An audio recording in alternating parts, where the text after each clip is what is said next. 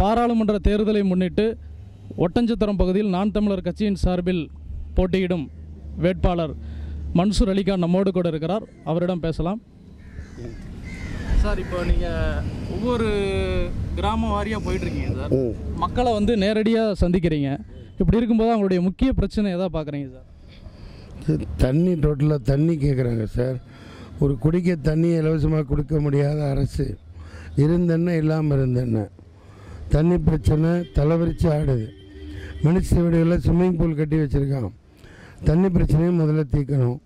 அதுக்கு இந்த வறட்சி உண்டாக ஏன் காரணங்கிறத கண்டுபிடிச்சா இவங்க குவாரிகள், மணல் அள்ளுறது, மலையில் கடைஞ்சி விற்றுறது, மரங்களை வெட்டுறது, இதை மூணையும் நிப்பாட்டுவேன். தண்ணி பிரச்சனையை தீர்ப்போம். நாம் தமிழர் கட்சி, செந்தமிழன் சீமான். இயற்கை விவசாயத்தை முன்னெடுப்போம். தற்சார்பு பொருளாதாரத்தை பெருக்குவோம். இங்கே உள்ள பல லட்சம் பேருக்கு வேலை வாய்ப்பு கொடுப்போம். சார், இப்போ நீங்கள் மற்ற வேட்பாளரோட நீங்கள் ஒரு நடிகராக வந்து இப்போ களம் காண்டுட்ருக்கீங்க திண்டுக்கல் பாராளுமன்ற தொகுதியில். இப்போ உங்களுடைய மக்கள் மத்தியில் உங்களுடைய வரவேற்பு எப்படி இருக்குது சார்? நடிகன்னா அவங்க என்ன பார்க்கல, என்ன அவங்களோட ஒருத்தனா என்ன பார்க்குறாங்க. ஓட்டு வாங்க மக்கள்கிட்ட. ஒரு தண்ணி இல்லாமல் தவிக்கிற மக்கள்கிட்ட நீ என்ன வெங்காயத்துக்கு ஓட்டு மெகா கூட்டணி. ஒரு கல்யாணம் பண்ணி வைக்கிறாங்க, குழந்தை பெற்று கொடுக்கறதுக்கு உன்னோட வேலை. ஃபஸ்ட் நைட்டுக்கு இப்போ 4 பேரை கூப்பிடுவியா? ஃபஸ்ட் நைட்டுக்கு கூட்டணி வச்சுக்குவியா? நான் கேட்குறேன், வெக்கமாக இல்லை உங்களுக்கு? 28 வருஷம் ஆண்டான்ல, 30 வருஷம் ஆண்டிருக்காங்கல்ல, என்ன கூட்டணி? நான் சொன்ன உதாரணம் உங்களுக்கு புரியுதா இல்லையா? அதுக்கு கூட்டணி வச்சுட்டு 4 பேரை வச்சுட்டு குழந்தை பார்ப்பியா? அப்புறம் என்ன மயத்துக்கு நீ கூட்டணி வைக்கிற?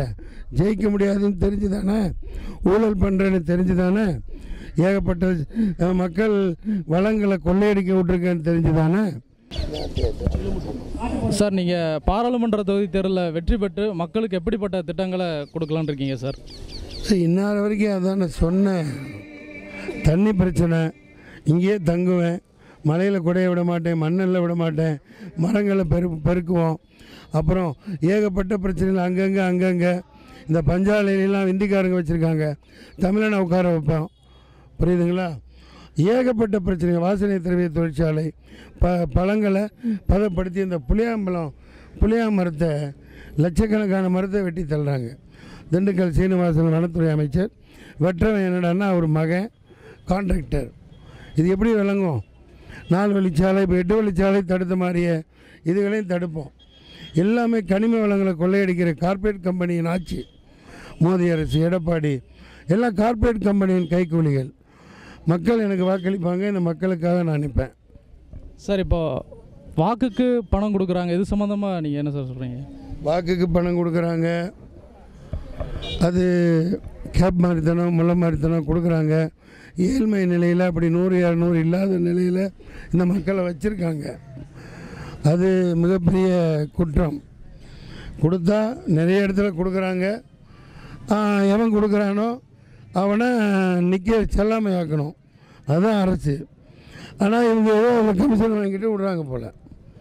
ஒரு வாக்குக்கு கோடிக்கணக்காக செலவழித்து கொடுக்குறாங்க இல்லையா? கொடுக்குற வேட்பாளர் தகுதி நீக்கம் செய்யணும் இல்லையா? எங்கே செய்கிறான்? என் வண்டி பின்னாடியே வருது தேர்தல் ஆணையம் படம் எடுத்துக்கிட்டு. எங்கள் தேர்தல் ஆணையம் ஒரு இரட்டடிப்பு பண்ணியிருக்கு. அதை இந்த திரிவு மூலம் சொல்கிறேன். அது சின்னம் எங்களுது சின்னதாக இருக்குது, என் போட்டா பெருசாக இருக்குது, சின்ன திருவண்ணா இருக்குது, மங்களாக இருக்குது. அது இரட்டடிப்பு. அதை நீங்கள் தொலைக்காட்சி மூலம் வன்மையாக கண்டிக்கிறோம். அதை உடனடியாக செய்ய முடிஞ்சால் பிரைட்டாக பெருசாக போடணும். அது திட்டமிட்டு செஞ்ச மாதிரி இருக்குது.